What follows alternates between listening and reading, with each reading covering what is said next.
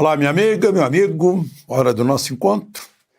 Nesta quarta-feira, 22 de outubro, em 1912, no 22 de outubro, começava uma guerra no Brasil. A Guerra do Contestado, porque pegava um território que havia contestação entre Paraná e Santa Catarina, né? Construiu-se uma ferrovia para ligar o Rio Grande do Sul a São Paulo, houve desapropriação de terra, houve desemprego depois que pararam as obras da ferrovia, apareceu um líder messiânico que se dizia monge e precisou de tropas federais, exército, polícias estaduais. O conflito durou 4 anos. Calcula-se que, no mínimo, houve 10 mil mortes. Há um grande entendido nesse assunto que se chama Espiridião Amin. Bom, em 22 de outubro de 1962, eu lembro, o presidente John Kennedy foi para a televisão anunciar o bloqueio a Cuba, quando fotografias aéreas mostraram mísseis soviéticos chegando a Cuba para serem apontados para os Estados Unidos. Miami, bem ali pertinho. E os americanos não toparam. Era uma plataforma de lançamento para mísseis soviéticos contra os Estados Unidos. Hoje, de novo, há um movimento de navios de guerra americanos em relação ao narcotráfico. Pegando hoje mais um barco, foi anulado completamente. Não sei se era colombiano ou venezuelano. E em 1969, em 22 de outubro, acabou o recesso que o AI-5 colocou no Congresso, desde dezembro do ano anterior. Por causa de seria uma bobagem, de um discurso do Márcio Moreira Alves, deputado, pedindo que os pais não deixassem suas filhas dançar com cadetes do Exército, etc. O Exército quis processar o deputado e o Congresso naquela época tinha brios. Não era como hoje que se encolhe quando o Supremo legisla, que tem medo de dar curso a requerimento lá no Senado de impeachment de ministro do Supremo. Era outro Congresso. O Congresso recusou-se a processar, a permitir que o governo processasse o Márcio Moreira Alves. Aí foi o pretexto para o AI-5, que foi em dezembro de 68. O Congresso ficou fechado, então, até 22 de outubro, quase 10 meses. Bom, lembre-se de se inscrever e, ao final, de deixar o gostei ou não gostei. Vamos aos assuntos de hoje.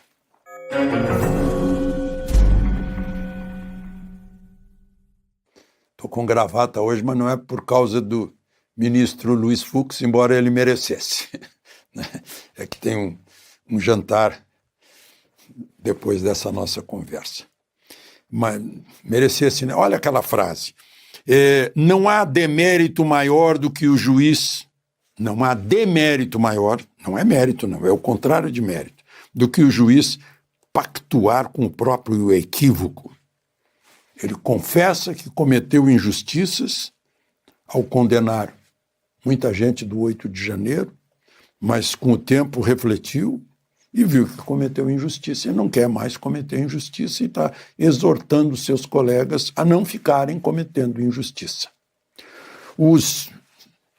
Se fosse um jurisconsulto romano, no tempo do direito romano, lá na Roma Antiga, ele poderia, o que o ministro Fux fez ontem, poderia muito bem ser enquadrado nesse dito latino, que eu vou dizer em latim porque é fácil a compreensão. Latim é a nossa língua matriz, né? Errare humanum est. perseverare in errore diabolicum. Ou seja, errar é humano, mas perseverar no erro é diabólico. Foi isso que ele disse. Foi isso que ele disse. Aliás, hoje eu vi algo diabólico também, que é alguém usar a inteligência artificial para pôr na boca do ministro Fux, lá no julgamento de Bolsonaro, palavras que ele não disse, né? Que botaram na boca dele que Moraes está mais interessado em perseguir Bolsonaro do que seguir a lei. O sujeito que fez isso prestou um péssimo serviço às pessoas que querem usar as redes sociais para a liberdade de expressão. E prestou um bom serviço para aqueles que querem censurar as redes sociais. Quem dera a gente pudesse descobrir quem faz esse tipo, a pessoa desonesta de caráter que faz uma coisa dessas, né? Eu imagino o sentimento que deve estar o ministro Fux. Bom, mas ontem eu falei que ele terminou esse voto encantador e pediu para sair da primeira turma. Lá na primeira turma, ele é o único de passo certo, né? E aí dá 4-1, como deu no julgamento de Bolsonaro. Aliás, só para vocês saberem, saiu hoje a publicação do acórdão daquele julgamento em que Bolsonaro foi condenado a 27 anos e outros 7 foram condenados também. Quando sai o acórdão e é publicado no Diário da Justiça, né, aí começa a contar o prazo, vai começar a contar amanhã o prazo da defesa para recurso. Não. Ninguém foi preso ainda dos 8, porque ainda não esgotou o prazo para recurso, que seria o trânsito em julgado, enfim, para aí decidir na execução da pena, né, como a pena será cumprida. Mas agora, a partir de amanhã, começa o prazo para defesa. Mas voltemos a Fux. Fachin é que tem que decidir, é o presidente do Supremo. Ele pediu para mudar de turma. Ele pode pedir, ele tem todo o direito, havendo vaga na turma. Está com vaga na turma. Lula viajou para a Ásia, está na Malásia, está na Indonésia hoje, depois vai para a Malásia, né? Mas está vago, então ele pode. E aí vai para a segunda turma. É uma decisão estratégica. Porque na segunda turma estão Cássio Nunes Marques e André Mendonça. Sai Barroso e entra Fux. E aí a segunda turma de 5 passa a dar 3-2. Passa a ter possibilidade potencial para derrotar Gilmar Mendes e o próprio presidente Fachin, que são os outros 2 da segunda turma. Além de tudo, ele pode tentar pautar recurso contra a decisão do TSE que tornou inelegível Bolsonaro por 8 anos, eu acho, né? E aí eu acho que vão ficar se olhando assim, puxa, por que a gente inventou de fazer 2 turmas, separar os 11 do Supremo? Aliás, eu falei em Fachin, não, Carmen Lúcia, que é Carmen Lúcia. Carmen Lúcia. Fachin é o presidente. Então, fica Gilmar e Carmen Lúcia de um lado e, de outro lado, Fux, Nunes Marques e André Mendonça. Essa é uma jogada estratégica. Bom,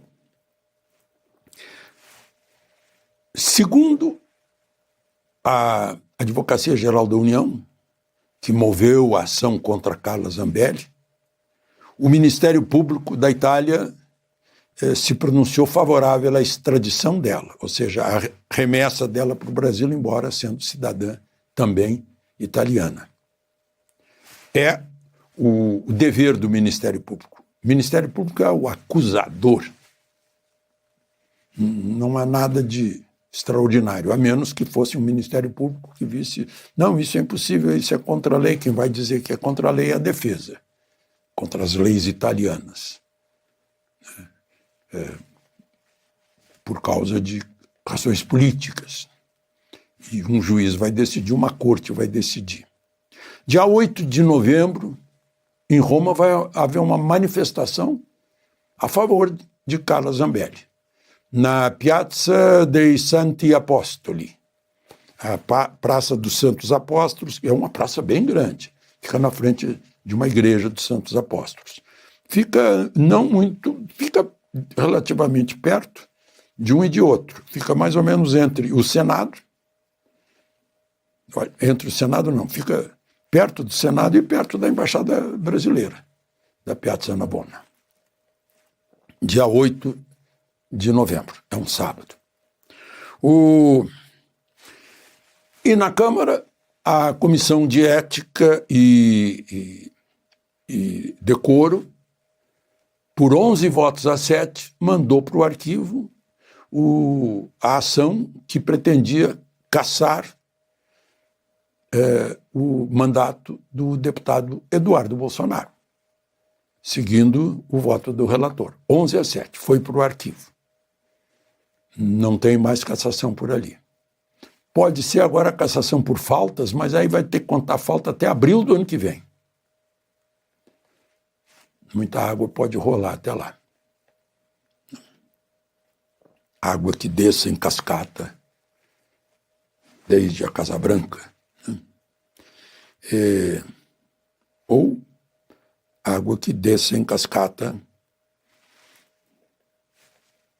de deputados, senadores, representantes do povo brasileiro.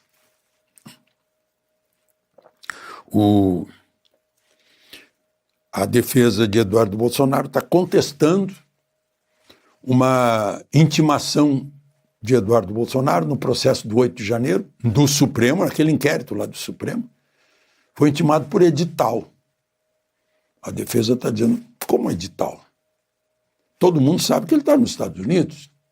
Tem que ser uma carta rogatória. Não? Essas coisas que a gente vê, essas jabuticabas que a gente está vendo no Brasil de hoje.